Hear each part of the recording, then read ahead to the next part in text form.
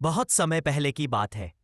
एक छोटे से गांव में रामू नाम का गरीब किसान अपनी बूढ़ी माँ और पिता के साथ रहता था। उनका घर मिट्टी और घास फूस से बनी एक छोटी सी झोपड़ी थी।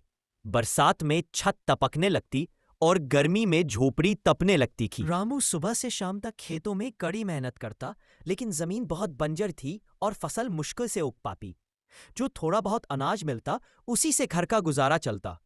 कई बार ऐसा भी होता कि तीनों को भूखे पेट सोना पड़ता। फिर भी रामू कभी हार नहीं मानता। उसके माता पिता हमेशा कहते हैं, बेटा, मेहनत करने वाले को कभी भगवान खाली हाथ नहीं छोड़ते। एक साल गांव में भयंकर सूखा पड़ा। कुएं सूख गए, खेतों में दरारें पड़ गईं। लोग गांव छोड़कर दूसरे गांव जाने लगे।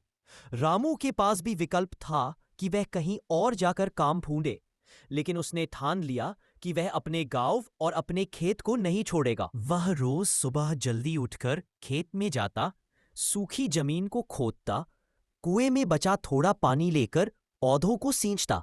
कई बार गांव वाले उसका मजाक उड़ाते कि अरे रामू, ये जमीन अब कुछ नहीं देगी। लेकिन रामू हंसकर कहता, माँ बाप का सहारा और मेहनत का फल कभी बेकार नहीं जाता। धीरे धीरे उसकी मेहनत रंग लाने लगी। कुछ महीनों बाद जब सब खेत बंजर पड़े थे, रामू के छोटे से खेत में हरे भरे पौधे लहलहाने लगे। उसकी फसल देखकर गांव वाले हैरान रह गए। उस साल रामू ने न केवल अपने घर का गुजारा किया, बल्कि गांव के भूखे लोगों को भी अनाज बांटा। उसके माँ बाप की आंखों में खुशी के आंसू आ गए। गांव वालों ने रामू से पूछा, तुमने यह सब कैसे किया? रामू मुस्कुराकर बोला, अगर इंसान हिम्मत न हारे और माँ बाप का आशीर्वाद साथ हो तो कोई भी कठिनाई बड़ी नहीं होती।